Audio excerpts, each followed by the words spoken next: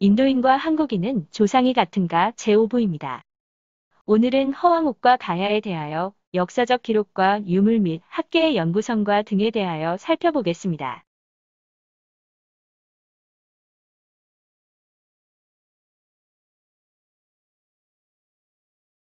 삼국유사, 가락국기. 삼국유사 가락국기. 건무 24년 무신년 7월 27일에 국관들이 조회 때 왕께 아뢰었다. 대왕께서 내려오신 이래로 아직도 좋은 짝을 넣지 못했으니 신들의 딸들 중에서 제일 훌륭한 처자를 뽑아 궁궐로 들여 배필로 삼으십시오. 왕이 말했다. 짐이 이곳에 내려온 것은 하늘의 명이었다. 왕후를 맞는 것 역시 하늘의 명이 있을 것이니 그대들은 염려하지 마라. 그리고 유청간에게 가벼운 배와 날랜 말을 주어 망산도에 가서 기다리도록 명하고 또 신기간에게는 승점으로 가도록 명했다. 그때 갑자기 바다 서남쪽 모퉁이에서 붉은 돛을 단 배 한 척이 붉은 깃발을 나부끼며 북쪽으로 다가오고 있었다. 황후가 말했다. 나는 그대들과 평소에 알지 못하는 사이인데 어찌 감히 경솔하게 따라가겠는가. 유청간 등이 돌아가서 왕후의 말을 아뢰니 왕은 그녀의 말이 옳다고 여겨 유사를 데리고 행차했다. 이때 모시던 잉신 2명이 있었는데 이름은 신부와 조광이고 그들의 아내 2사람은 모정과 모량이었으며 노비까지 합치면 모두 20여 명이었다. 가지고 온 수놓은 비단과 두꺼운 비단과 얇은 비단, 의상 필로 된 비단, 금은 구슬과 옥, 아름다운 옥, 장신구 등은 이루 다 기록할 수가 없을 정도였다. 왕후가 수로왕이 있는 곳으로 가까이 오자 왕이 나가 맞이하여 장박궁전으로 함께 들어왔다. 왕후가 조용히 왕에게 말했다. 저는 아유타국의 공주인데 성은 허씨이고 이름은 황옥이며 나이는 16살입니다. 삼국유사, 금관성의 파사석탑. 금관에 있는 호계사의 파사석탑은 옛날 이 고을이 금관국으로 있을 때 세조 수로왕의 왕비 허왕후, 이름 황옥이 동안 건무 24년 무신년에 서역 아유타국에서 배에 싣고 온 것이다. 탑은 사각형의 5층인데 그 조각이 매우 기묘하다. 돌은 약간 붉은 반점 무늬를 띠고 있는데 질이 매우 연하여 이 땅에서 나는 것은 아니다. 신농 본초에서 닭 벼슬의 피를 떨어뜨려 시험했다는 돌이 바로 이 돌이다. 2000여 년 전 신화로 불려지고 있는 가야 김수로왕과 인도 허왕옥 이야기 잘 아실 겁니다. 허왕옥이 배를 타고 바다를 건너면서 함께 실어왔다는 파사석탑에 대한 진위 논란도 많았는데요. 이 탑의 돌이 적어도 한반도에서는 없던 것임이 공식 확인됐습니다. 최근 국립중앙박물관과 김해시 그리고 고려대 공동으로 돌의 성분을 분석하자 뜻밖의 결과가 나왔습니다. 붉은색의 탑 돌이 한반도에는 없는 성분으로 확인된 것입니다. 파사석탑에 대하여 배달문화 연구회장인 허명철 박사가 조사한 결과에 의하면 허왕후가 풍랑을 막고 항해의 안전을 도모하기 위해 부모로부터 받은 파사석탑은 재료가 우리나라에는 없는 인도의 아유타 지방에서만 나오는 파사석이라는 사실을 확인했으며 탑을 분해하여 원형대로 석고를 복원하였더니 놀랍게도 그 모양이 삼각형이 안정형이 아닌 역삼각형으로 아래층이 좁고 위로 갈수록 넓고 큰 돌로 쌓이는 것을 발견했다. 이런 형태의 탑은 우리나라에는 발견되지 않고 인도의 동굴 사원인 아잔타 엘로아나식에서 볼 수 있는 축소형 스투파, 즉 불탑과 일치한다는 것이다. 파사석에 대한 중국 기록에도 파사석이 천축이 원산지라고 밝히고 있습니다. 파사석탑의 원형으로 추정되는 인도 동굴 사원 아잔타 엘로아나식 스투파 불탑입니다. 파사석탑의 파사석, 즉 파사돌은 당시 고대 타밀어로도 똑같이 파사돌이라고 불렸습니다. 파사돌은 파사, 즉 부모나 스승, 성직자 등의 사랑이다. 돌, 즉 고대 타밀어로 돌, 이 합쳐진 합성어입니다. 돌은 우리말과 고대 타밀어가 그 발음과 뜻이 완전히 일치하는데 현대 타밀어에선 칼로 바뀌었습니다. 타밀 사회에선 자녀들이 멀리 곁을 떠날 때 부모나 성직자들이 자녀들의 평안과 신의 가호를 빌고 악을 물리치기 위해 몸에 지니는 부적과 같은 파사도를 주었습니다. 지금도 인도 아유디아를 비롯한 대부분의 인도 지역에서는 부적처럼 양미간 사이에 파사돌 가루를 바르고 있습니다. 김수로 왕은 서기 48년 인도 아유타국에서 온 공주를 아내로 만난다. 그녀가 바로 비단옷의 호황후인 것이다. 그녀가 가져왔다는 파사석으로 세운 석탑. 파사석은 한국에서는 찾아볼 수 없는 돌로 그녀가 인도에서 왔음을 증명해 줄 수 있는 단서이기도 하다. 파사석 일반 돌과 달리 이렇게 붉은 줄이 들어 있습니다. 이것을 봐도 파사석이 확실하다는 것을 알 수 있습니다. 인도 북부에 자리한 아요디아. 이것이 아유타국이 있었던 지역으로 추정된다. 이것은 고대부터 번영했던 유서 깊은 도시다. 이곳에서 우선 찾아볼 것은 호황후가 가져왔다는 파사석이었다.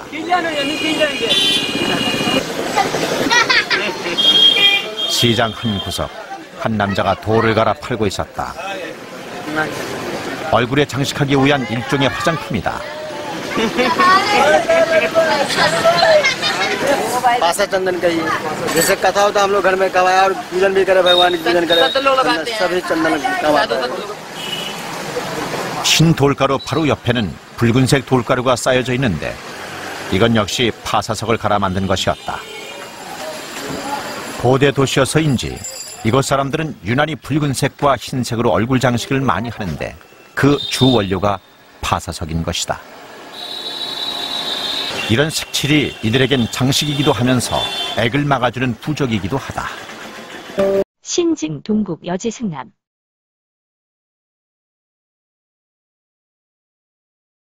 신증 동국 여지 승남. 권 32. 김해 도호부. 고적조. 파사석탑은 호계사의 가장자리에 있으며 5층이다. 돌빛이 붉게 아름졌으며 질이 좋으면서 부드럽고 조각한 것이 매우 기이하다. 전에 오기를 허황후가 서역에서 올 때 이 탑을 배에 싣고 왔으며 이로써 풍랑을 진정시켰다고 한다. 삼국유사, 가락굽기. 가지고 온 수놓은 비단과 두꺼운 비단과 얇은 비단, 의상 필로 된 비단, 금은 구슬과 옥, 아름다운 옥, 장신구 등은 이루 다 기록할 수가 없을 정도였다. 영국 고고학자 제임스 랭턴 박사에 의하여 가야의 유리구슬 목걸이는 인도산으로 밝혀졌다. 영상을 보시겠습니다. 고대 한반도의 유리구슬을 연구해온 랭턴 박사는 대략 한 70여 기에서 양동리 고군분의 유리에 특별한 관심을 보였다. Kinmyeongduni was a cemetery that was used for several hundred years. So we've looked at glass from the 1st century BC, the 1st century AD, 2nd, 3rd, 4th century. And in each case, about 20% of the glass is this special cobalt blue, dark blue glass.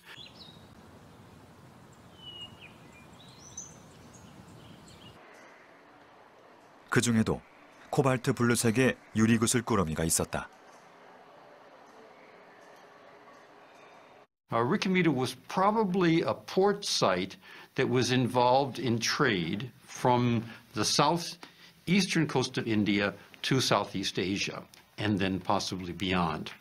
And at Ricamita, there's a lot of this particular type of cobalt blue glass. Almost half the glass there is this type of cobalt blue glass. 인도는 고유의 문화를 지켜가는 것에 자부심을 가진 나라다.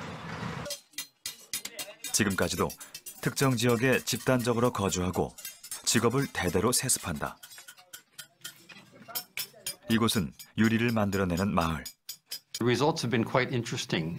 There are many types of glass in Korea. Even by the 3rd century, there probably is glass from maybe 5 or 6 different places, but some of it is from India.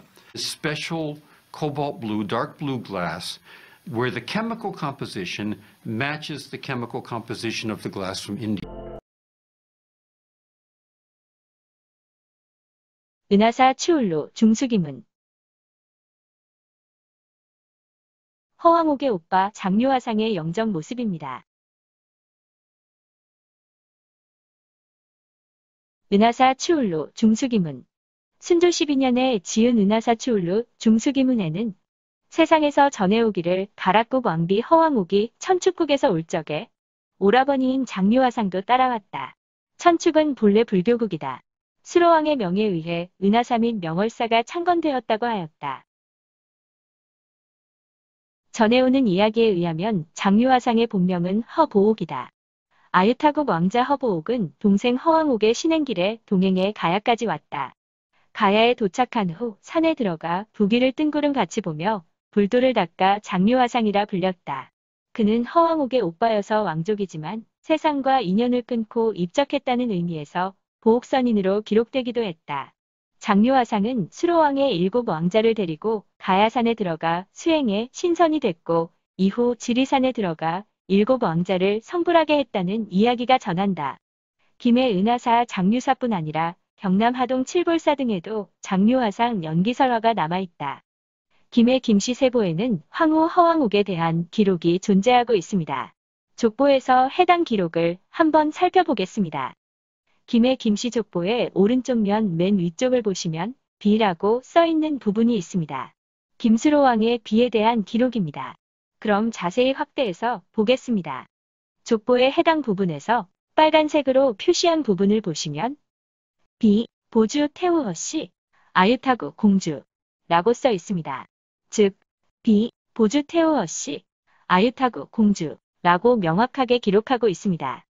서울대 의대 서정선 교수와 한림대 의대 김종일 교수는 약 2000년 전 가야시대 왕족의 것으로 추정되는 김해 예알리 고분 유골의 미토콘드리아 DNA를 분석해보니 인도인의 DNA 염기서열과 가까워 이들이 남방 쪽에서 건너왔을 가능성이 높다는 결론을 얻었다. 그 무렵 대성동 고분에서 출토된 4개의 인고를 분석하는 실험은 막바지에 이르고 있었다. 이 연구팀은 우선 이 인골에서 미토콘드리아 유전 물질, 즉 DNA를 추출해 전체 염기 서열을 분석하는 방법을 사용했다. 미토콘드리아는 세포 내에서 에너지를 만들어내는 기관으로 자체적으로 유전되는 DNA를 갖고 있다. 이 DNA는 어머니를 통해 유전되는 특성을 갖고 있어 유전학계에서는 가계조사나 인류계통 조사에 활용하고 있다. 염기 서열은 흔히 개인이나 대상마다 다르기 때문에 기준이 되는 서열과의 차이로 표시하는데 미토콘드리아 DNA 경우에는 캠브리지 염기 서열을 표준으로 한다. 이 비교 과정을 통해서 대성동 고분의 인골이 어디로부터 온 것인지 알아볼 수 있는 것이다. 이 초정밀한 미세한 작업은 마침내 중요한 결론에 이르고 있었다. 역사적인 순간이 바야흐로 초읽기에 들어서고 있었다. 마침내 서울의대의 서정선 교수와 김종일 교수는 실험 결과를 발표했다. 이제 57번 A 같은 경우는 57A 순장자의 경우는 저희가 한 1000 염기상 정도를 분석했는데 그 중에 이제 그 캠브리지 표준 서열하고 비교했을 때 약 7개 정도의 변이가 발견됐습니다. 그래서 그 변이를 가지고 저희가 현대 한국인과 몽골인 약 한 200명 전 유전자 분석을 한 걸 이제 비교해 봤을 때 이 사람과 가장 비슷한 변이를 가진 사람이 누군가 찾아봤더니 한 샘플이 전체 7개 변이 중에서 6개가 일치하는 샘플이 있었습니다. 그래서 그 샘플을 가지고, 근데 이제 그 샘플은 미토콘드리아 전체 유전자가 다 있으니까요. 그래가지고 저희가 분석을 해봤을 때 결과가 M7으로 나왔거든요. 그래서 M7이라고 한 거는 저희가 알고 있기로는 그 남반기로 분류되어 있습니다. 즉, 옛날에 아프리카를 나와서 중동을 거쳐가지고 아라비아 반도를 거쳐서 남쪽 아시아로 이동한 것이 M7 알려져 있고요. 그래서 그 M7 결과하고 일치한다는 건 이제 이분이 남반기일 가능성이 높다는 것이고, 재밌는 건 저희가 최근에 그 타밀 사람 한 분을 저희가 이제 서열을 분석을 한 적이 있는데 그분하고 이 서열을 비교해보면 또 굉장히 유사하게 전체 7개 중에서 역시 6개가 일치한 결과를 볼 수 있습니다. 그래서 어떻게 보면 이 고대 인골이 고대 인도 타밀계에서 온 어떤 분일 가능성 이런 걸 생각할 수 있다고 할 수 있습니다. 결국 북방계와 남방계가 같이 가야 집 그 고분에 병전하고 있다 하는 걸 갖다가 이제 우리가 알 수 있게 됨으로써 어느 정도 그런 허황후의 그러한 얘기들이 아주 터무니없는 얘기는 아니구나 하는 것들을 조금씩 알게 되지 않았나. 하나씩 정확하게 증명해 나가는 그런 계기가 되는 것이 중요하다고 봅니다. 또한 두 교수 역시 대성동 고분에서 출토된 인골이 인도 사람의 DNA 유전인자와 거의 일치한다고 증언하고 있지 않은가. 김수로 왕비 허왕옥의 묘지에 서 있는 비문에는 가락국 수로 왕비 보주태후 허씨릉이라고 써 있다. 수로 왕비릉비에서 보주태후라고 하였는데 보주태후에서 보주는 중국 사천성 안악현의 옛 지명입니다. 중국 보주의 허씨와 관련하여 살펴보겠습니다. 중국 보주에는 허씨 집성촌이 있으며 약 15만 명이 거주하고 있습니다. 또한 허씨 사당에 쌍어문이 있으며 집성촌 우물 근처에 있는 바위에 글이 새겨져 있는데 여기에 허왕옥의 이름이 보이고 있습니다. 한번 살펴보도록 하겠습니다. 가락국 수로 왕비, 보주 태후, 허씨릉. 삼국유사의 기록에 의하면 허왕옥은 천축 아유타국의 공주라고 하였는데 묘비명에는 보주태후 허씨릉이라고 쓰여 있습니다. 고고학자 김병모 교수의 저서 허왕옥 루트 인도에서 가야까지에 의하면 허왕옥의 본 고향인 천축의 아유타국이 쿠샨 왕조의 침입으로 멸망하자 중국 보주 지역으로 이주하여 살게 되었고 그 후 김수로 왕과 혼인하게 되면서 가야 지역으로 이주하였다고 합니다. 중국 고금지명 대사전에 의하면 보주는 사천성 안악현이 옛 이름이라고 하였습니다. 주나라 때부터 송나라 때까지의 명칭이라고 되어 있습니다.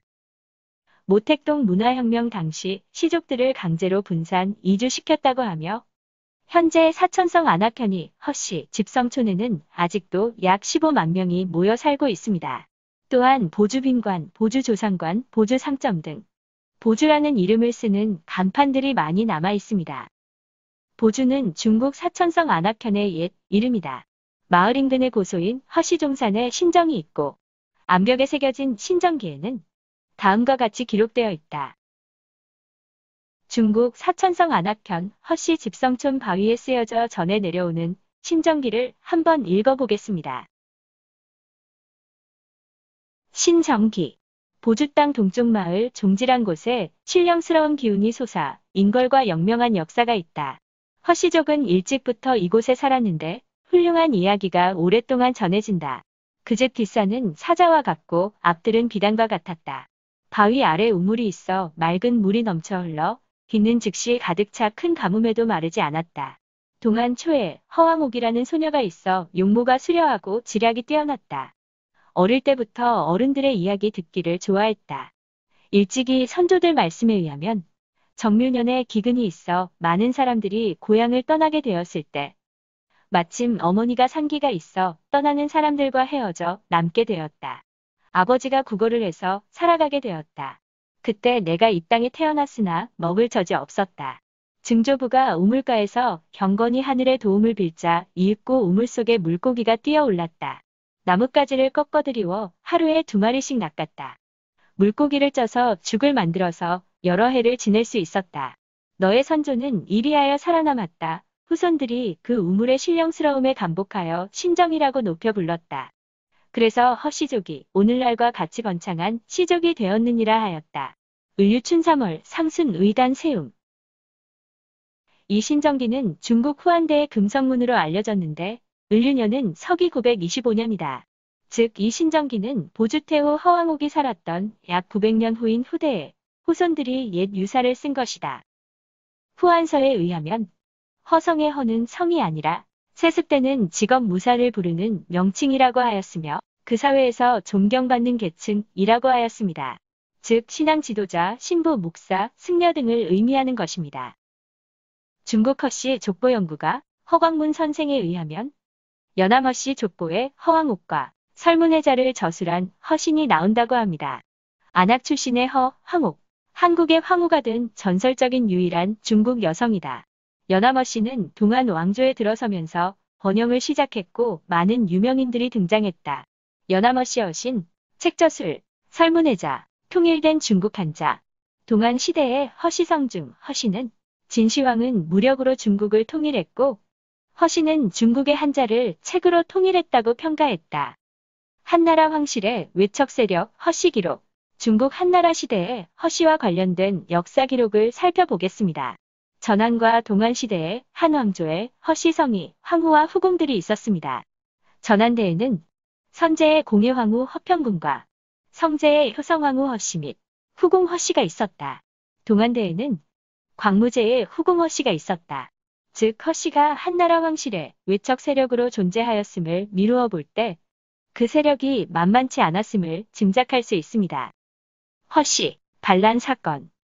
기원 후 47년 촉당에서 한나라 정부에 대항하여 토착민의 반란 사건이 일어났다.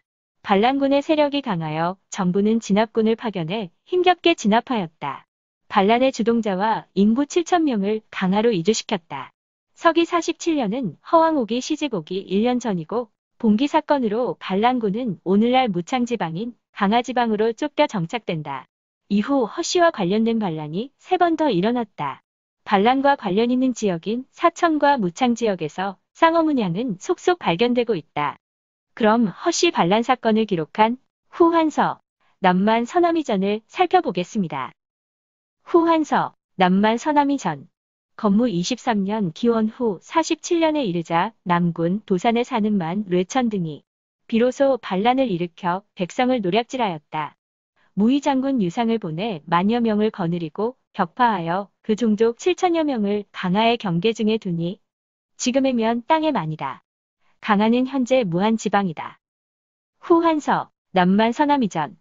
화제 영원 13년 무당 만인 허성 등이 군의 수세가 불공평하다고 원한을 품다가 둔치에 반란을 일으켰다.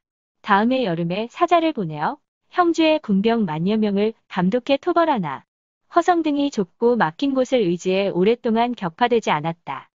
이에 여러 군대가 길을 나누어 같이 진군하거나 혹은 파군, 어복 등 여러 길로 공격하니 드디어 많이 흩어져 달아났다. 그 수령을 베고 승기를 타고 추격해 허성 등을 대파시켰다. 허성 등이 항복을 청함으로 다시 모두 강화로 옮겼다. 후한서, 남만 서남이전. 영제 건영 2년 강화에 많이 반란을 일으켜서 주군에서 토벌 평정하였다. 광화 3년 강화에 많이 다시 반란을 일으켜 여광적 황량과 더불어 서로 연결해 10여만 명이 내현을 공략하여 도적의 우환이 몇 년에 걸쳤다. 여광태수 6강이 토벌 공파하니 나머지는 모두 항복해 흩어졌다. AD 47년의 반란 사건과 허왕옥의 가야 땅으로의 이주는 관련이 있어 보입니다. 쌍어문, 가야 쌍어문이 중국 보주에도 있다. 허왕옥이 가지고 온 것으로 보이는 쌍어문은 대부분 가야의 옛 땅의 분포에 있습니다. 김해 수로왕 남능 정문과 안양갑, 김해 은하사, 울산 계운사, 양산 통도사 삼성갑, 양산 계원사 대웅전, 제주도 자연사박물관 소장상녀, 합천 영암사지, 공주 무령왕릉 출토 그릇 밑바닥 등등에서 볼 수 있습니다. 중국의 사천성, 운남성 등의 지역에서도 쌍어문들이 어김없이 보이고 있다. 보주허씨 집성촌인 사천성 서운양의 보주허씨 사당 대문이 쌍어문, 허씨 종중산 바위에 새긴 신정기에도 물고기 2마리가 새겨져 있음. 사천지방의 제기 그릇받침의 그림. 사천 남쪽인 운남성에서 발견된 한나라 때의 사당의 벽돌. 무안지방에서도 제기 그릇인 구리 그릇의 바닥 쌍어문. 운남성 등충 지역의 쌍어상 등등. 물론 허왕옥의 고국 인도 아유디아에는 매우 많은 쌍어문이 있습니다. 김수로 왕의 김해 김씨와 허왕옥의 허씨, 연관성에 대하여 살펴보겠습니다. 삼국유사 가락국기에 다음과 같은 내용이 나옵니다. 허왕옥이 말하기를 본국에 있는 부모님이 꿈속에 상제를 만났는데 상제 말씀이 공주를 가락국 김수로왕에게 시집 보내라고 했다는 것입니다. 그런데 이에 김수로왕이 말하기를 나는 공주가 올 것을 미리 알았어 라고 합니다. 내용을 신비스럽게 말하고 있지만 결국은 서로 간에 미리 알고 있었으며 약속된 결혼이었다는 것입니다. 그렇다면 김수로의 김해 김씨와 허왕옥의 허씨는 어떤 연관성이 있었던 것일까요? 이와 관련하여 김씨 시조인 한나라 투우 김일제와 신나라를 건국한 왕망, 그리고 이들이 한나라 황실에서 허씨와 혈연으로 연결되어지는 과정을 살펴보겠습니다. 김씨의 시조. 투후 김일제. 김일제는 한나라의 제후로 흉노족 출신이다. 본래 흉노의 번왕인 휴도왕의 장남으로 태어났으며 14세에 부왕이 무제와의 전투에서 패하면서 한나라의 포로로 끌려왔다. 그 뒤 무제의 신임을 받아 한나라 관료로 일하면서 김씨상을 하사받았다. 한무제가 휴도왕이 금인으로 하늘의 제사를 지내는 것을 보고 김씨성을 하사했다. 말년의 투정후, 즉 투후에 봉해졌다. 전면 제1행 신라 문무왕릉의 비문이다. 제5행 투후 제천지윤이 칠대를 전하였고 제6행 15대조 성한왕에 이르렀다고 기록하고 있습니다. 즉 신라 김씨의 시조로 투후 제천지윤을 말하고 있습니다. 투후는 한나라의 제후를 말하는 것이며 투후라는 명칭은 오직 김일제에게만 쓰는 명칭입니다. 따라서 신라 김씨의 선조는 한나라 제후인 투후 김일제인 것입니다. 대당고 김씨 부인 묘명. 태상천자께서 나라를 태평하게 하시고 집안을 열어 드러내셨으니 이름하여 소호씨 금천이라 하니 이분이 곧 우리 집안이 성씨를 받게 된 세조시다. 그 후에 유파가 갈라지고 갈래가 나뉘어 번창하고 빛나서 온천하에 만연하니 이미 그 수요가 많고도 많도다. 먼 조상 이름은 일제시니 흉노 조정에 몸담고 계시다가 서안에 투항하시어 무제 아래서 벼슬 하셨다. 명예와 절개를 중히 여기니 그를 발탁해 시중과 상시에 임명하고 투정 후에 봉하시니 이후 7대에 걸쳐 벼슬함에 눈부신 활약이 있었다.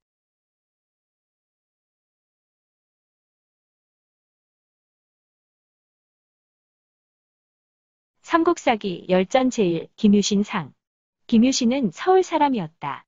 그 12대 할아버지 세조 수로는 어떤 사람인지를 모른다. 그는 후한 건무 18년 이민년에 구봉에 올라가 가락의 구촌을 바라보고 드디어 그곳에 가서 나라를 열고 이름을 가야라 하였다. 후에 금관국으로 고쳤다. 그 자손이 서로 계승하여 구세손 구회에 이르렀다. 구회는 혹 구차휴라고도 하며 유신의 증조이다. 신라 사람들이 스스로 이르기를 소호 금천씨의 후예이므로 성을 김이라 한다고 하였으며 유신에 비해도 헌원의 후예여 소호의 자손이라고 하였으니 남가야의 시조 수로와 신라는 같은 성씨였다. 왕망. 신나라 제1대 황제. 왕망은 중국 전한 말기의 관료이자 황실의 외척 세력으로 전한을 무너뜨리고 신나라를 건국했다. 왕망은 한 효원황후의 생질로 신도 후에 봉해졌으며 재상이라 할 수 있는 대사마를 지내면서 선정을 베풀어 인망이 높았으나 평제가 죽자 유형을 세워 섭정하다가 마침내 선양혁명에 의하여 전한의 황제 권력을 이어받았다. 나라 이름을 신이라고 하였고 제위 15년 만에 후한 광무제에 패하였다. 왕망은 김씨. 한나라를 무너뜨리고 신나라를 세운 입지전적인 인물인 왕망이 원래 김씨였다는 사실은 한석원 68 곽광 김일제 전에서 김일제의 가계도에 대해 설명한 기록을 통해 알 수 있다. 한석원 68 곽광 김일제 전. 김당의 증조부 김일제는 아들 절우 김상으로 전해지고 김음의 조부 김한상은 아들 이후 김상으로 전해지고 모두 아들이 죽어 나라가 끊기자 왕망이 김음을 봉하고 김당이 그 임금을 받들었다. 김당의 모친 남씨는 곧 왕망의 어머니로 임금과 같은 배에서 생산된 동생이라는 공이 드러난다. 김당이 남대행을 태부인으로 올렸다. 선제. 서안의 제10대 황제인. 한나라 선제이다. 한무제 유철이 증손이다. 원제. 서안의 제11대 황제인. 한나라 원제이다. 선제의 맏아들이며 선제와 공의 황후 허평군 사이의 아들이다. 성제. 서안의 제12대 황제인 한나라 성제이다. 원제의 맏아들로 원제와 효원황후 왕정군 사이의 아들이다. 왕씨와 허씨의 관계. 왕망의 왕씨와 허씨가 한나라 황실에서 서로 밀접한 관계로 발전하게 되는 상황을 살펴보겠습니다. 한나라 제10대 황제인 선제는 공의 황후 허평군, 즉 허씨와의 사이에서 원제를 낳았다. 한나라 제11대 황제인 원제는 선제의 맏아들이며 효원황후 왕정군, 즉 왕씨와의 사이에서 성제를 낳는다. 효원황후의 조카가 왕망이다. 한나라 제12대 황제인 성제는 원제의 맏아들이며 황후는 효성황후 허씨, 즉 허씨이다. 결국 외척 세력들이었던 왕씨와 허씨는 혈연 관계로 발전하게 됩니다. 도표로 한번 살펴보겠습니다. 앞에서 살펴본 내용들을 종합하여 볼 때 허왕옥의 허씨 세력과 김일제의 후손인 김수로왕의 김씨 세력은 이미 밀접한 관계에 있었던 것으로 보여집니다. 결국 두 집단의 정략적 결혼이라고 생각되어집니다. 삼국유사 가락국기에서 허왕옥은 아유타국의 공주라고 하였다. 허왕옥의 고국인 아유타는 지금의 인도 겐지스강 중류 지역에 있는 우타르 프라데시 주에 있는 도시인 아유디아이다. 아유디아는 싸움이 없는 곳이라는 뜻의 산스크리트어로 그 발음도 당시엔 아유다였다. 현대 인도어로도 아유디아라고 쓰고 아유타라고 발음한다. 즉 아유타와 아유디아는 발음이 비슷한 것이 아니라 아예 똑같은 것이다. 아유타는 고대부터 번영한 오래된 도시이며 힌두교 7성지 가운데 하나이다. 코살라 왕국의 초기 수도였으며 불교 시대에는 100여 개의 사원이 늘어선 불교 중심지였다. 기원전 6세기 코살라 왕국을 아유타국이라고도 불렀다고 하니 아유타국은 실제로 존재했던 국가인 것만은 확실하다. 힌두교 대서사시 라마야나의 주인공이자 힌두교의 중흥시조인 라마가 태어난 곳이기도 하다. 아유디아는 종교와 경제의 중심지인데 힌두교, 불교, 자이나교, 조로아스터교 등 여러 종교가 번성하였었다. 자이나교의 신화 에금세에 따르면 이곳은 슈털지 다음으로 두 번째로 영원한 도시로 변화무상한 역사의 변천과 관계없이 결코 사라지거나 없어지지 않을 것으로 예언된 곳이다.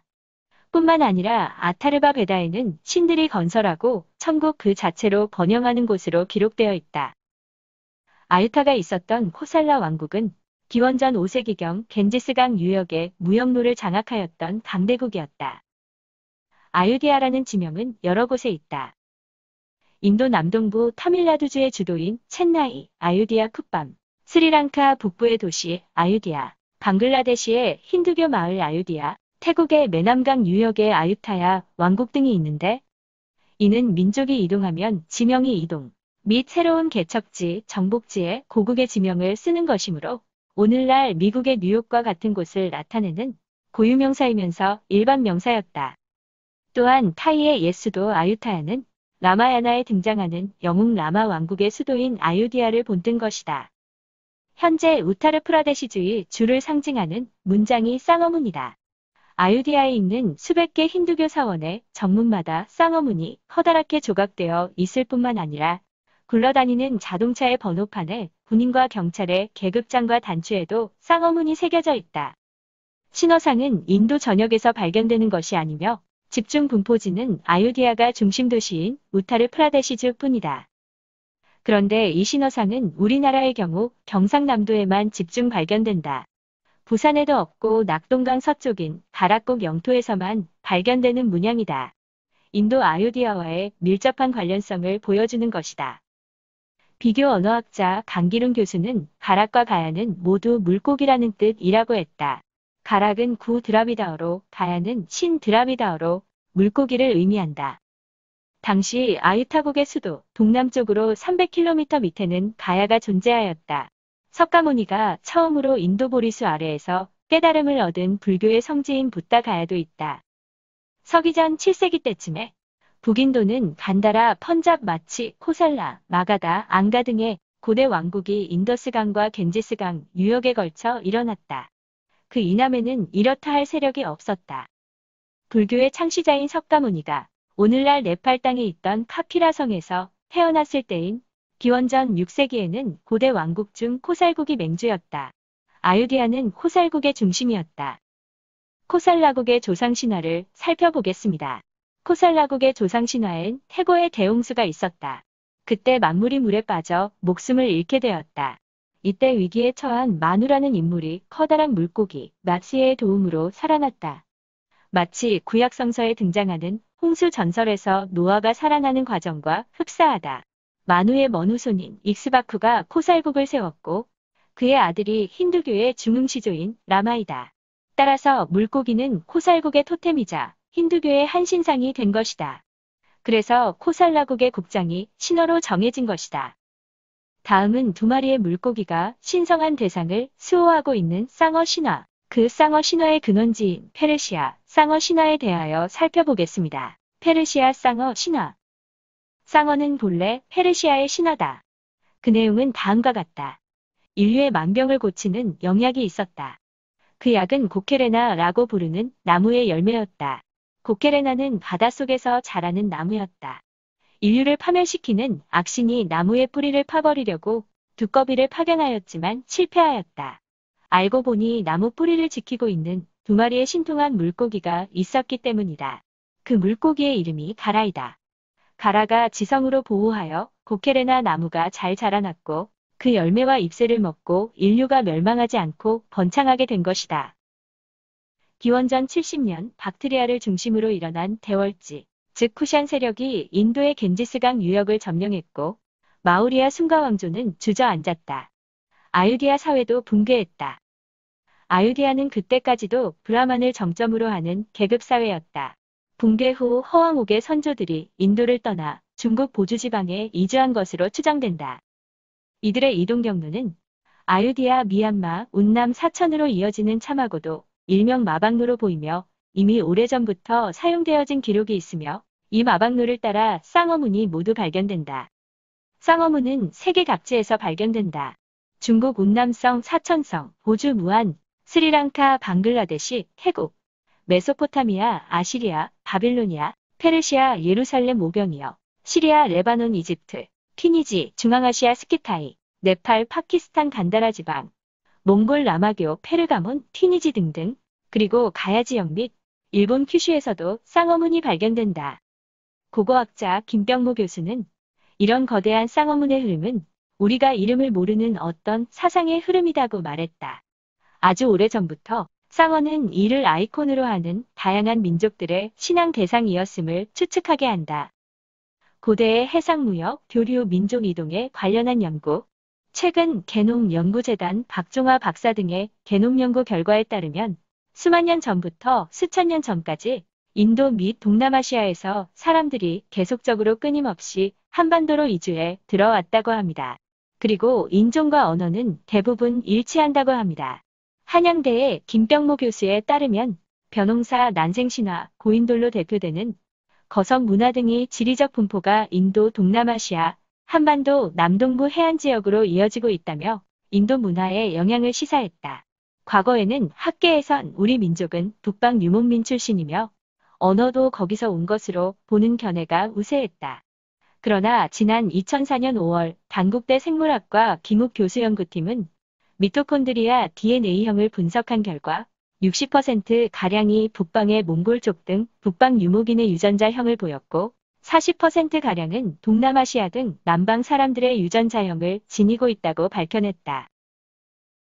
2004년 8월 서울대 의대 서정선 교수와 한림대 의대 김종일 교수는 약 2000년 전 가야시대 왕족의 것으로 추정되는 김해 예알리 고분 유골의 미토콘드리아 DNA를 분석해보니 인도인의 DNA 염기서열과 가까워 이들이 남방 쪽에서 건너왔을 가능성이 높다는 결론을 얻었다.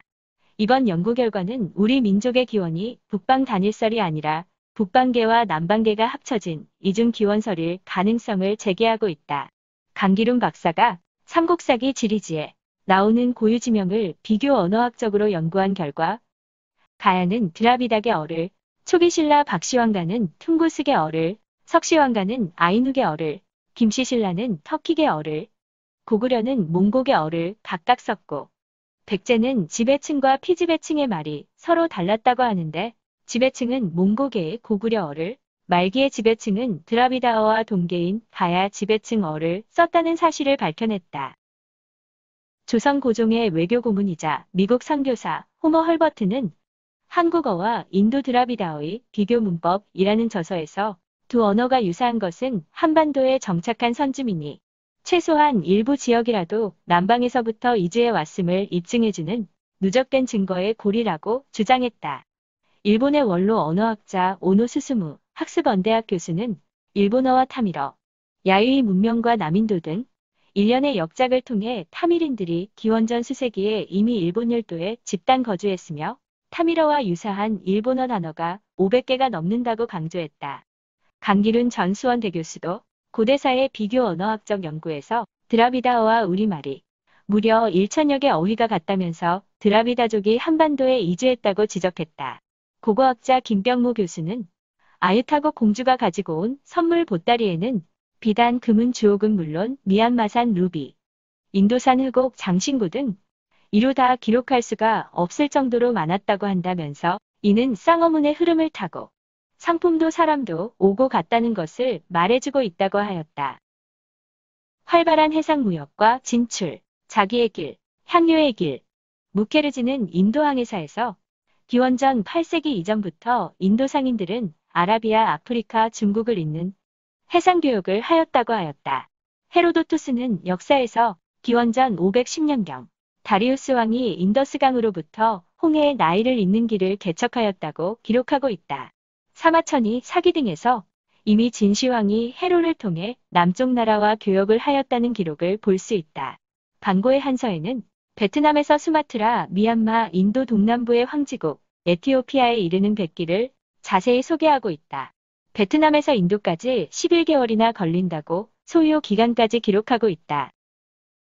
프톨레미는 AD 1세기 이래 인도 중국과 무역 거래를 하였던 황금반도에 대하여 기술하였고 AD 1세기에 일부 그리스, 로마 상인들은 아마도 말레이 제도에서 왔을 것으로 보이는 물자를 잔뜩 실은 큰 배들을 묘사하였다. 당시 말레이시아의 상인들이 인도양 무역에 활발하게 참여하였고 동남아시아와 인도 사이의 거래를 많이 좌우하였다.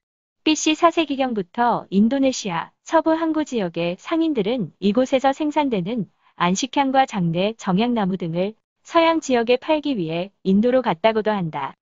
Ancient India and its Influence in Modern Times by Robert and Nancy Worsing. 이 책에선 인도 남부 타밀인들이 로마 제국까지 왕래하면서 검투사 영화에 나오는 인도 호랑이 및 코끼리를 수출하고 조련사까지 보냈다는 내용이 나옵니다. 더구나 타밀왕은 로마 제국의 군인들을 경호원으로 데리고 있었다는 이야기도 나옵니다. 이 책을 참고하면 타밀인들이 기원 전후 선박 건조술이 뛰어나고 막강한 해상력으로 서쪽으론 로마 제국까지, 동쪽으론 베트남과 중국 남부까지 활발하게 진출했다는 근거를 제시하고 있습니다. 보시게 될 영상은 김병무 교수께서 고려사이버대학교에서 하신 특강 영상 중 일부를 발췌한 것입니다. 유튜브 채널 고려사이버대학교를 방문하시면 전체 영상을 보실 수 있습니다. 채널 주소를 첨부하였으니 참고하시길 바랍니다. 옛날 우리나라에 있던 고대 국가 중에 하나인 가야국 또는 그 더 오래된 이름은 가락국의 첫 번 왕이었던 김수로 왕과 그 사람한테 시집오는 인도 공주 허황옥이라는 여인이 있습니다. 이 가락국만은 이성스럽게 국기 같은 그런 심벌릭한 문장이 있습니다. 그것이 가락국의 첫 번 왕이었던 김수로 왕의 능 대문 앞에 있는 그 이상스러운 그 조각품입니다. 그런 그 쌍어문이라는 문양을 가락국의 상징으로 하고 있습니다. 우선 아유타국 공주의 기록이 있는 삼국 유사의 가락국기를 다시 한번 살펴보겠습니다. 가락국기에 의하면 허황옥 일행은 서기 48년 7월 27일 붉은 돛을 단 배가 도착해서 거기서 20여 명이 내려갔고 한 여인이 자기를 가락국 왕인 김수로 왕에게 소개합니다. 첩시 아유타국 공주야. 저는 아유타국 공주입니다. 성은 하씨, 이름은 황옥, 나이는 16살입니다. 라고 자기를 소개합니다. 그러니까 지금 서기 48년 한국에서 일어난 허황옥의 한국 도착, 그 시기에는 1세기죠. 그때는 지구상에는 아유타라는 나라가 인도의 아유리아밖에 없는 것입니다. 이 아유타국이라는 말은 중국 당나라 때 스님인 법현 스님이 인도에 다녀와서 남겨놓은 불국기에도 있고 현장 법사가 인도에 다녀와서 남긴 대당서역기에도 아유타국이 있습니다. 즉 우리가 얘기하는 가락국기에 소개되어 있는 아유타국은 인도의 아유리아일 수밖에 없습니다. 한국어 속에는 의외에도 우리의 상식을 뛰어넘는 일이 있습니다. 그거는 한국어 속에 우리가 모르게 또 인도어가 토착어인 말이 너무나 많이 있습니다. 미국 사람 몰간 클리핀저라는 분이 이것을 연구해 놨습니다. 예를 들면 쌀은 쌀이요, 벼는 벼고, 농기구 가래는 그냥 갈래, 곤충인 메뚜기는 메띠, 풀은 풀. 이것이 한국말이지만 인도어에 있는 것입니다. 그러면 고대 인도어가 한국에 이렇게 화석처럼 박혀 있을 때 거기에는 무슨 원인이 있었겠죠. 그런 말을 하는 사람들이 저것은 다 농업에 관계되는 농경 언어입니다. 그 농경어가 한국에 들어와 있을 때는 그것을 그런 말을 쓰던 사람들이 한국으로 이민 왔었기 때문에 그렇다고 생각할 수밖에 없습니다. 그리고 최근에 발견됐습니다만 중국의 차가 인도까지 가는 과정, 그것이 차마고도입니다. 즉 인도와 중국 남쪽에 그 차가 나는 지역이 연결되는 히말라야 산맥 남쪽을 통과하는 그런 아주 좁은 길입니다. 산길이죠. 그래서 뭐 당나귀나 말밖에 못 다니는 그런 좁은 길입니다. 그 실크로드를 통해서 왔다 갔다 하던 교역품에는 중국에서 수출하는 차, 비단, 도자기 이런 것들이 있고 그 결혼 예물에는 다음과 같은 것들이 있습니다. 금수능라, 즉 옷감입니다. 의상필단, 옷과 이것도 비단입니다. 그래서 그 여인은 한국에 도착했죠. 가락국 왕하고 결혼했습니다. 결혼해갖고 가락국 왕에 이제 부인이 돼서 왕비가 되었죠. 그리고 허왕학과 함께 한반도에 같이 온 그 오빠가 하나 있었는데 이름이 장유화상입니다. 그 장유화상은 가락국에 와서 서림사라는데 지금 김해 지방 김해시 뒷산에 있는 산 이름이 신어산인데 신어산 속에 서림사라는 절이 있는데 그 서림사를 창건하였습니다. 그 서림사는 오늘날 은하사라고 부릅니다. 그리고 아주 오래 살다가 왕비가 돌아가셨습니다. 그리고 그 무덤이 김해시에 있습니다. 지금 김해 김수로 왕릉에는 이런 쌍어문이 그려져 있습니다. 물고기가 한 마리, 두 마리 이렇게 가운데 중요한 것이 가운데 있습니다. 문제는 이 쌍어문은 무엇을 의미하는 것일까? 이것입니다. 그 쌍어문은 거기에만 그려져 있는 것이 아니고 수로왕릉 속에 있는 다른 건물, 안향각이라는 즉 향을 보관하는 제기를 보관하는 그 건물 속에도 건물 앞에도 그림이 저런 그림이 있습니다. 그리고 가락국의 영역이었던 경상남도 낙동강의 서쪽 지방에만 이 오래된 사찰이나 또는 사당에 쌍어문이 남아 있습니다. 이것은 경상남도 개원암에 있는 쌍어문입니다. 아유타국은 인도 간저스강 중류에 있는 변에 있는 도시입니다. 아주 오래된 도시입니다. 그 도시는 기원전 6세기부터 시작된 코살 왕국의 수도이고 또 이 도시는 힌두교의 중흥시조인 라마왕의 탄생지입니다. 아유타국에 가서 보니까 1000개가 넘는 힌두교 사원이 있습니다. 그 힌두교 사원의 대문마다 가락국의 상징인 쌍어문이 한 개의 사원에도 빠짐없이 예외 없이 거기 다 그려져 있었습니다. 그 쌍어문은 그 도시를 지키는 경찰이 쓴 모자에 달린 배지, 그 배지에도 있고 이렇게 수없이 많은 신전에 이렇게 여러 종류의 물고기, 그 물고기가 다 똑같지 않습니다.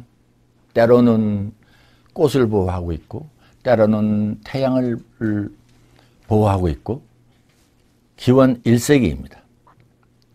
때로는 우리나라에서 북어 2마리를 이렇게 2개를 매서 식당 안에다 이렇게 매놓죠. 액땜인 줄 알았더니 알고 봤더니 그것은 한국에서는 재물신입니다. 인도에서 발견한 아유타국에서 발견한 그 쌍어문들은 이렇게 관용 자동차의 문자판에 이렇게 써 있단 말이죠. 물고기 보십시오. 이 두 물고기가 보호하고 있는 것은 활입니다. 활. 근데 그 무덤의 비석에 뭐라고 써 있느냐? 가락국 수로왕비 보주 태후 허씨능 그랬습니다. 가락은 나라 이름이니까 오케이, 좋습니다. 문제는 보주입니다. 이것이 무엇일까요? 보주는 중국 사천성 안악현의 옛날 이름입니다. 주나라 때에서부터 송나라 때까지 불리던 이름인데, 그런데 옛날에 중국 한나라 때는 이 보주 땅은 중국 한나라 정부 하에서 남군에 속해 있었습니다. 그런데 그 남군에서 서기 47년에 반란 사건이 일어났습니다. 중국 중앙정부가 장군을 파견해갖고 관군을 파견해서 그 반란군을 제압하고 토착민 7,000명을 생포해서 양자강의 하류인 강하, 오늘날 무한이라는 땅으로 축출해버립니다.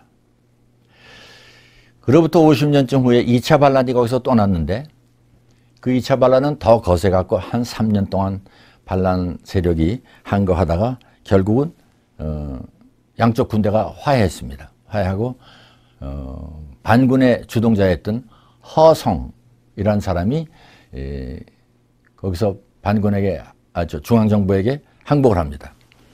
제가 이것은 후한서의 기록입니다. 제가 이 기록을 보면서 중요하게 생각했던 것은 남군 속에 보주 땅이 있었다는 것, 그 다음에 거기서 일어난 반란 사건의 두 번째 반란 사건의 주동자가 허씨성을 가진 사람이라는 것입니다. 이 허씨가 중국 사천성의 핵심 토착민으로 살았다는 증거입니다. 그런데 허씨성을 가진 인도가 고향인 여인이 한반도 가락국에 시집와서 왕비가 되었다 죽고 나서 그 무덤 비석에 보주태후 허씨능 이렇게 써 있단 말이죠. 즉 사천성과 가락국 또 인도의 아유타국과 가락국 이 세 가지가 중간 거점이 보주라는 땅으로 부각된 것입니다. 거기 현재 마을이 서운향이라는 마을과 민주향이라는 마을이 있는데 거기에 찾아 들어갔더니 아주 놀랍게도 허씨성을 가진 사람들이 15만 명이나 살고 있고 그 사람들이 스스로 거기다가 사당을 짓고 자기네 시족끼리 모여서 1년에 한 번씩 대종친을 하고 그러면서 살고 있었습니다. 그 사당에 가서 보니까 그 사당에 또 쌍어문이 거기 턱 대문에 걸려 있는 것입니다. 이 쌍어문은 아유타국 출신 사람들이 언젠가 중국 쪽으로 이민 와서 살다가 거기서 태어난 사람이 15살 때 첫 번 반란에 연루돼서 7,000명이 내쫓겼을 때 그 중에 일원으로 양장하 하류인 무한으로 갔다가 이 무한에서 1년 살고 그 다음에 한국에 온 것이 아닌가 라고 역사를 거꾸로 돌려서 이렇게 톱니바퀴 맞추니까 딱 날짜가 들어맞습니다. 근데 더욱 놀랍게도 보주 땅에 갔더니 신정이라는 저게 있는데 저 오래된 우물이 있는데 그 우물에 뭐라고 써 있느냐? 우물 앞에 이렇게 큰 바위가 있습니다. 이거보다도 훨씬 큰 바위가. 거기에 한자로 써 있는데 허황옥의 할아버지가 가뭄에 태어나 먹을 것이 모자라서 신정이라는 우물에서 잡히는 물고기만 먹고 살아났다 라는 기록이 있습니다. 그리고 그 기록 바로 밑에 물고기 2마리가 딱 마주보고 있는 선각으로 된 그 고고학적인 증거가 딱 있단 말이죠. 허씨성을 가진 황옥이라는 여인이 태어났다. 이제 중국 후한서에 의하면 허씨는 성이 아니고 세습 때는 직업 무사다 그랬습니다. 세습 때는 신앙 지도자라는 것은 지구상에서 어느 종교에도 없고 힌두교에만 있는 것입니다. 브라만으로 태어나면 무조건 그 다음 세대는 브라만입니다. 보주 허씨 사당에 갔더니 이제는 한국 사람들이 이 내용을 알고 보즈워시 사당을 많이 찾아옵니다. 지금도. 그 사당에 그려져 있는 물고기 보십시오. 여기 한 마리, 여기 한 마리, 이렇게 했어요. 이렇게. 물고기 2마리가 이 사당을 보호하고 있는 것입니다. 종친회를 가서 만났죠. 1985년에 처음 인도에 가서 쌍화문 사진을 찍고 나서부터 거진 30년 동안 계속해서 찍었습니다. 파키스탄의 아프가니스탄과의 국경, 간다라 지방에 굴러다니고 있는 택시입니다. 그 바로 위에 북쪽의 아프가니스탄, 기원전 5세기서부터 3세기 사이에 그 지역을 지배하던 유목민 스키타이족이 남긴 그 사람들의 무덤 발굴에서 이런 것이 나왔습니다. 말의 안장을 장식하는 그 장식물로서 물고기 2마리가 달려 있습니다. 터키에 있던 바빌로니아 시대에 만들어진 센나게립이란 왕 시절에 가운데 수신을 보호하고 있는 2마리의 물고기. 당시 무역이 어느 정도로 활발했느냐? 한반도 남쪽에서는요, 바닷길로 일본 외, 당시는 외 나라입니다. 중국의 낭낭이죠.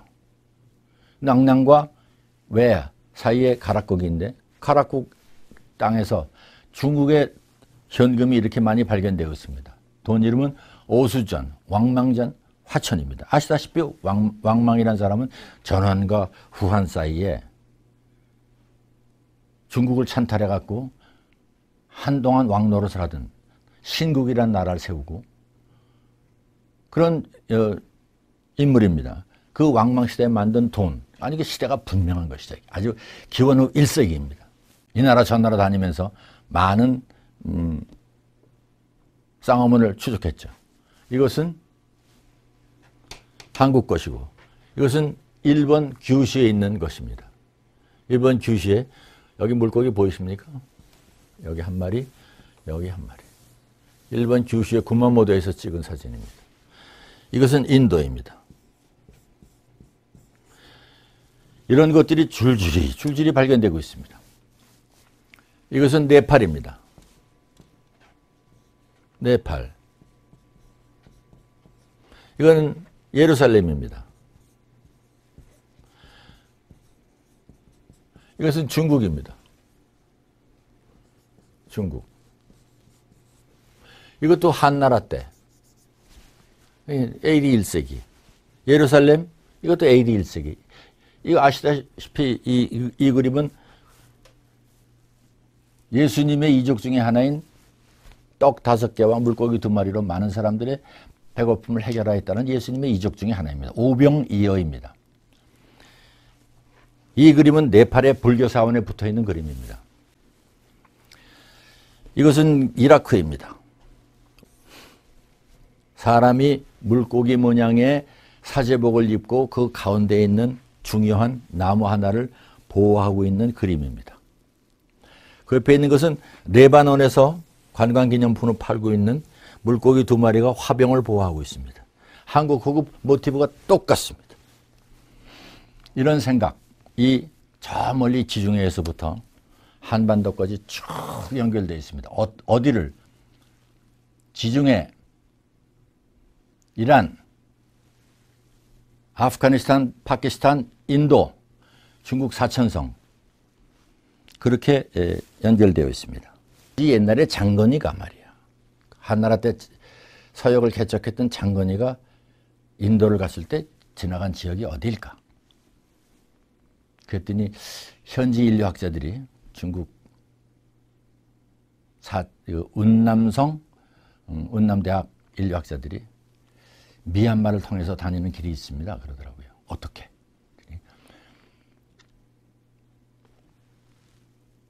건명, 대리에서부터 서쪽으로 가면 보산이라는 도시가 있고 보산에서 더 미얀마 쪽으로 가면 뚱충이라는 동네가 있는데 그 뚱충이라는 동네는 보석의 센터입니다. 왜? 미얀마에서 나는 고급 보석을 거기서 수입해다가 깎아서 전 세계에 파는 동네랍니다. 가봅시다. 그래서 갔더니 바로 이런 국경지대입니다. 거기에는 옛날 보석, 마약 이런 것이 다니는 아주 중요한 통로가 있었습니다. 그 통로의 이름이 오촉로입니다. 폭이 5척이면 지금 자로면 1m 50 되지만 3, 55. 당시에 자는 22cm입니다. 그러니까 1m 조금 넘는 요만한 길입니다. 당나귀 하나 가까스로 다니는 길이죠. 그 길을 따라서 고급의 가벼운 고부가 상품이 왔다 갔다 한 것입니다. 이것이 거기가 통로입니다. 아주 비밀 통로죠. 과연 등충, 보산 이 일대에 쌍어머니 수없이 많이 남아 있습니다. 아주 많이. 그 사람들이 다니던 상업 거점마다 자기네 사당을 짓고 여관을 짓고 식당을 했죠. 거기마다 그 사람들이 자기네가 신봉하는 쌍어문을 이렇게 조각으로 그림으로 남긴 것입니다. 그 길을 저는 보석의 길이라고 부르고 싶습니다. 인도, 미얀마, 사천성으로 이어지는 그 길을 보석의 길이라고 부르고자 합니다. 이것이 제가 완성한 쌍어신앙 집단의 상업 통로입니다. 이 지역에 이 지도를 따라서 수없이 많은 쌍어문들이 남아 있습니다. 기원전 1세기 이전에. 따라서 제가 복원한 고대사의 내용은 허황옥 여인은 그 선조가 인도를 떠나서 아마도 아쇼카 왕 때, 아쇼카 왕이 무너질 때, 즉 마가다국이 없어질 때, 그때 귀족 세력이었던, 즉 캬스 제도의 제일 상위 계층이었던 브라만 계층이었던 사람들이 중국 쪽으로 이민해서 살다가 거기서 못 살고 일부가 축출당해서 한반도 쪽으로 양자강을 따라서 오다가 서기 48년에 가락국에 도착했다. 중국 보주에서는 고속도로에서 보주로 들어가는 길에 이런 도로 표시판까지 붙이고, 이 그림을 보십시오. 그 신정에 새겨져 있는 그림입니다. 물고기 보이십니까? 이 물고기. 이렇게. 이 물고기는 아유타국과 보주와 가락국을 튼튼하게 연결하고 있습니다. 쌍어문은 저 멀리 페르시아의 신화에 있습니다. 물속에 자라나는 신통스러운 약을 생산하는 나무, 그 나무가 곡게레나인데 그 곡게레나의 뿌리가 물속에 있습니다. 그 물속에서 그 뿌리를 지키고 있는 두 마리의 물고기, 그 두 마리의 물고기가 있어서 그 곡게레나 나무가 잘 자라서 인류가 거기서 나는 영약을 먹고 살아났다라는 페르시아 신화입니다. 중요한 내용입니다. 그 곡게레나의 뿌리를 지키고 있는 두 마리의 물고기 이름이 거기 써 있습니다. 그것이 카라피쉬입니다. 가라어입니다. 이상스럽게도 그 가라라는 물고기 이름은 한국에 와서 가락국, 가라국, 가야국으로 변한 고대 왕국의 명칭과도 어쩌면 이렇게 발음이 비슷할 수가 있을까? 페르시아에서 남겨놓은 가장 아름다운 이 쌍어문은 이란의 파살가드라는 유적에서 찍은 사진입니다. 그 여인의 한국 도착은 신화가 아닙니다. 역사적인 사실입니다. 출생지도 있고 출생 연도도 있습니다. 한국에 무덤이 있습니다. 어떻게 더 이것을 신화라고 얘기하겠습니까? 페르시아 신화 속에 두 마리의 신통한 물고기의 이름이 가라라고 합니다. 참 묘하게도 김수로의 나라인 가라와 같습니다. 앞에서 보신 바와 같이 삼국유사에 기록된 아유타국 공주 허왕옥의 이야기는 역사 기록 및 유물 유적의 유전자 분석까지 모든 것이 정확하게 일치하고 있습니다. 중국 한나라 황실에 허씨 외척 세력이 있었는가의 문제와 허씨 반란 사건 등 한서, 후한서의 기록들이 허왕옥의 허씨 집단과 어떻게 관련되어 있는 것인가, 이 문제는 앞으로 많은 연구가 필요하다고 생각합니다. 인도 드라비다와 우리 한국인이 역사적으로 깊은 관계에 있음은 부정할 수 없다고 생각되어집니다. 앞으로 많은 연구가 이루어져서 인도 및 드라비다, 타밀 등과 한국인의 관계가 더욱 많은 부분들이 밝혀지길 기원합니다. 시청해주셔서 감사합니다. 고대사 TV입니다.